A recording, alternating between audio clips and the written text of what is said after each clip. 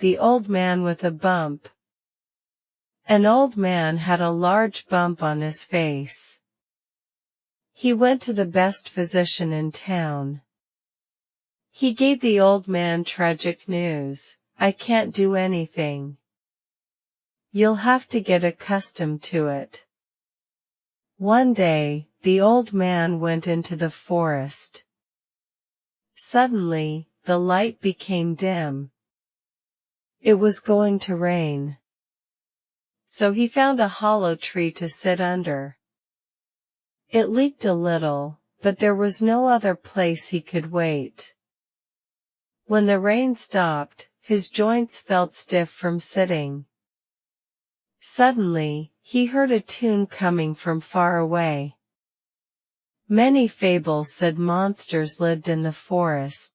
No one could affirm that the stories were true, though. Still, his instincts told him that there was something out there. He walked farther into the forest. Then he saw a fire glowing. He was astonished to see a clan of monsters. They were having a great feast and banging on drums. He stood behind a tree, spying on them.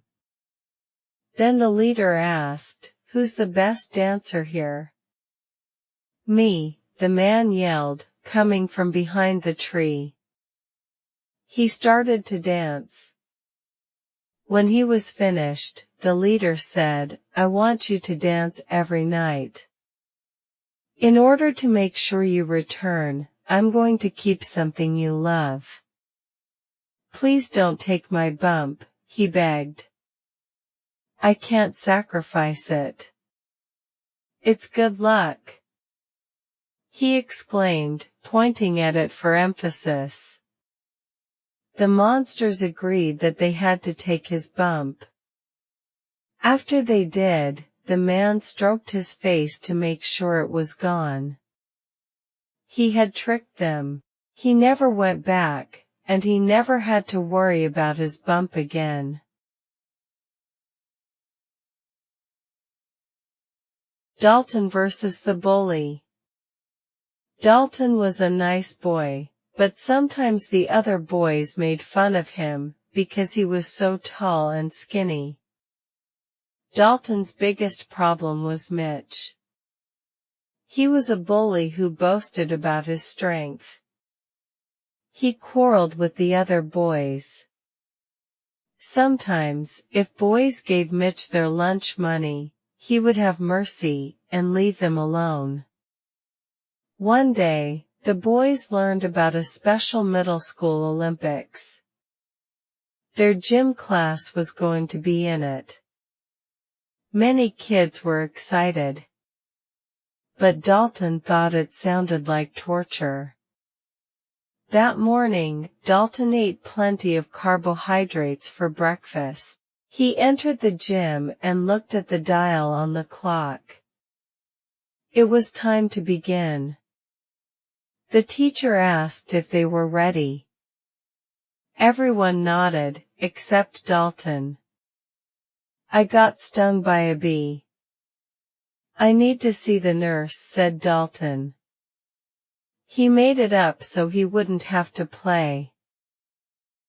"I don't believe you." "Get ready to play," responded the coach. First, they wrestled. Then they jumped, crawled, and played other games. But Mitch was dominant in every event. They strained all morning to defeat him. By lunch, they were sore. Their entire bodies ailed them. They thought about how to win. They knew the last game of the day was volleyball. Kids who used to be Dalton's rivals became his allies. They wanted him to help them beat Mitch. Dalton was going to be Mitch's opponent. The game started. Every time Mitch tried to hit the ball over the net, Dalton stopped it. Finally, Mitch used all of his strength. But the ball bounced off Dalton's hands, and back into Mitch's face. Finally, Mitch was defeated.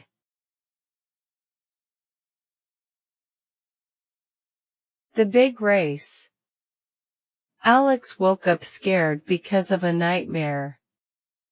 In it, he was running a race. Just before he reached the finish line, he fell. Alex thought that it was a subconscious way that his brain was trying to warn him about something. He was going to run in a race that day. Did the dream mean he was going to lose? He became irritable. "Good morning," said Alex's mother. "I brewed some coffee and made you a special breakfast." Alex didn't want it. It had too much sugar. He needed something nutritious. So he prepared a meal that contained a lot of protein to maximize his energy for the race. Then his father asked, "Do you want help packing your stuff?" "No," replied Alex. He wanted to make sure that he had all of his equipment for the race. Alex's family got in their van and drove to the track. When they arrived, a boy ran toward Alex. "Can I have your autograph?" asked the boy. Alex had many fans. He usually charmed everybody he spoke to. However, today Alex refused to give the boy his signature. He needed to think about his race. He took his jump rope from his bag and started his usual workout. Maybe exercising would help him forget about the nightmare. "The race is about to start," said the coach. Beads of sweat formed out of Alex's sweat glands. All he could think about was his terrible dream. He thought it might be his destiny to become a loser. While he was thinking, he didn't hear the horn that meant the race had started. The runners zoomed toward the finish line. By the time Alex started, he lagged far behind everyone. He couldn't run fast enough to catch up to the others. He had lost the race. He shouldn't have let the nightmare affect him. He should have stayed focused on the race. The boy who saved the town. Marcus lived in a small suburb near the sea. He was a stubborn boy, and he only cared about himself. His father worked as a chemist for an institution and wanted Marcus to get a job there. Instead, the boy delivered milk. Each morning, he took dairy products to the grocer's.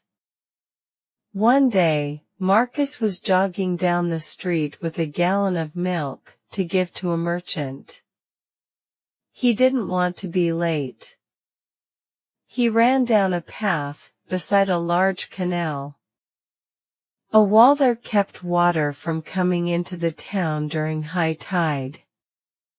But Marcus saw a small hole in the wall. Marcus knew that if the wall broke, it would be a tragedy for the town. At first, he hesitated. He had to choose between helping himself and helping the town. There was only one way to save the town. It seemed crazy to him, but it was the only thing he could do. He poked his finger into the hole. This didn't fix the problem forever, but it did postpone the tragedy. His finger ached. He felt the chill of the Arctic water as it splashed him. There was no one else around. He knew he had to wait until the tide descended.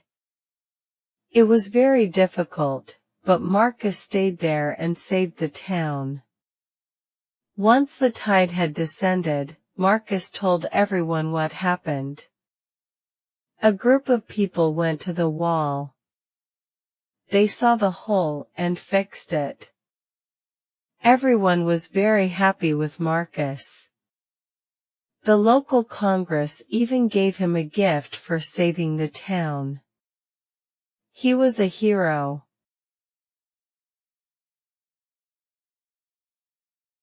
Matthew learns a lesson. Matthew was a sensible boy. He always kept his room tidy, and had a natural literary aptitude. One day, he hoped to have a career in journalism.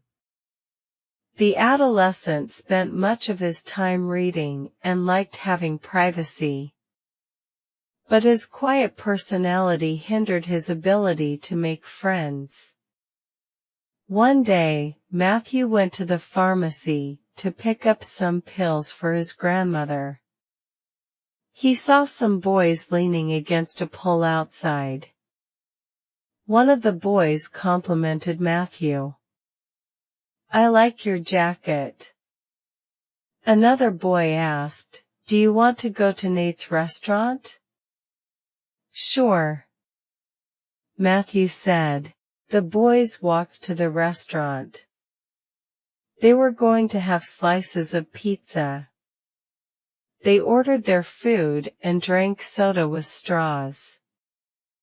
They ate until their bellies swelled up. Matthew was having so much fun. One of the boys said, "Let's leave without paying." Matthew didn't want to. But he presumed his new friends wouldn't like him if he didn't. Suddenly, the waiter yelled, "Stop." The two other boys ran, leaving Matthew there alone. Soon, the police arrived. "Leaving without paying for your meal is the same as stealing," said the police officer. "The restaurant wants justice. So next week, you have to go to court and let a jury decide your punishment." When he went to court, the judge asked, "Do you have anything to say, Matthew?" He said, "I feel sorrow for what I've done. Now I know that real friends won't ask you to do something illegal." The jury then let him have his liberty. But they made Matthew pick up trash as punishment. Much to Matthew's surprise, he ended up meeting some new friends.